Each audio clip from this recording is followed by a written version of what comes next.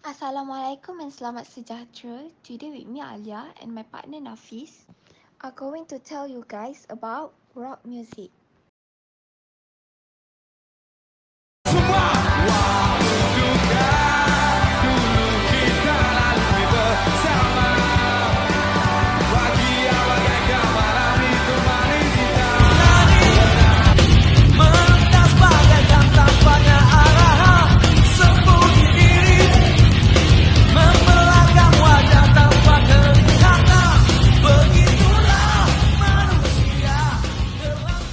Rock music initially developed from the rock and roll movement of the 1940s and 50s, which in turn was inspired by country and African American rhythm and blues of the 1920s and 30s. Since its beginnings, rock music has constantly evolved and spawned new subgenres that can originate from all over the world. The history of rock music began in Malaysia between 1978 and 1982. Which is the era of the rock age that belongs to the first generation or originator of rock music. The rock music of this era is not too hard in terms of rhythm, and the lyrics are full of poetry.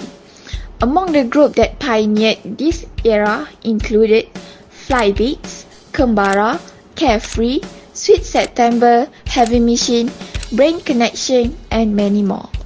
1983 to 1993, this era can be called the era of second-generation rock music. It started in Singapore with groups like Rusty Blade, Helter Skelter, and Sweet Charity. Then this rock music spread to the south of the country to Johor. During this time, the rock revolution or the golden era of rock music in Malaysia began. Malaysian underground music and Malaysian idealism are popular both at home and abroad. Malaysian youth have a fondness for punk culture. This reflected in the music they write. Most of the Malaysian rock music scene originated in Terengganu, where there is a thriving punk or hardcore scene. Since the formation of the group Surge in 1981, a precursor to rock music that was quite hardcore compared to the first generation, hundreds of rock bands have emerged throughout Malaysia. During this time, several national competitions have been launched for rock music fans, including Juara Rock 1 and 2 Battle of the Band 1 and 2, Clash of the Band 1, 2 and 3, War Rock 1, 2, 3 and 4, Festival Rock, Hikayat Rock, Kumpulan Muzik Tenggara, Pancakala di Cakrawala, Batu-Batu Perjuangan, Rock Galatika, Hiburan Kingsway, and more. Rock's image was somewhat tarnished for a time by the rampage in Pesta Nimbong Tebal, Penang, during the Battle of the Bands 1 competition, as well as several incidents at entertainment venues around the country. In 1988, RTM banned rockers with long hair and messy appearance from performing on the screen of TV, and their songs were also banned from being broadcast on the radio. The only private station at that time was TV3. They are not bound by the terms of RTM. However, this did not stop the rockers from producing albums in that golden era, as TV3 continued to support them. The Juara Lagu competition is also strongly influenced by rock music. As time went by, these rockers could no longer survive because the pressure from the government was too great. The same goes for piracy, which began to gain a foothold in the entertainment industry. After 1993, the rock music of this era is called the third generation. The rhythm is softer and more melodic, or is called a ballad. Their appearance is more well-groomed and they have short hair. Most of them do this to fulfill the condition imposed on them.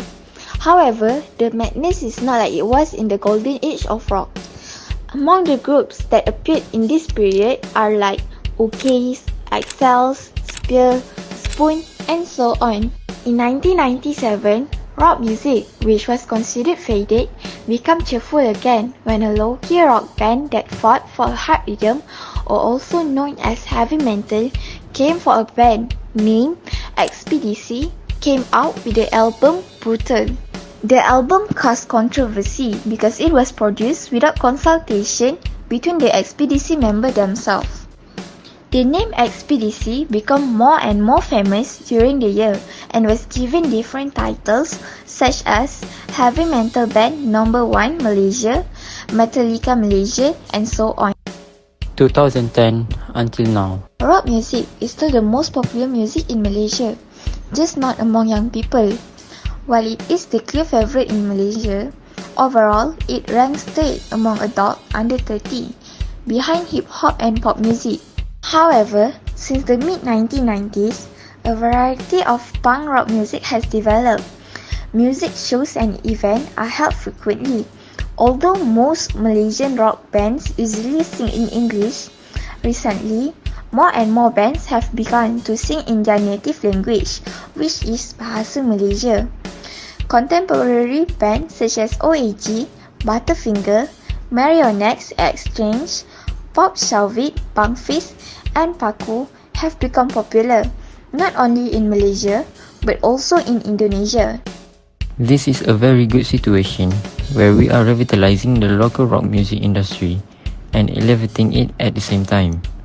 No matter what genre you fight for, the most important thing is the rock chorus. The rock never dies.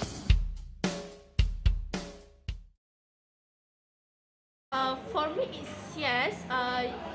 It should be preserved because a lot of generation, like the old generation and the new generation, love the music. For me, for my opinion, I love the music too because the intonation and the vibes were so rock and yeah, I love rock music. I think you guys should know that everyone should be love rock music. And yes, my answer is yes for that question. Yes, because rock music have many fans and rock songs are very exciting.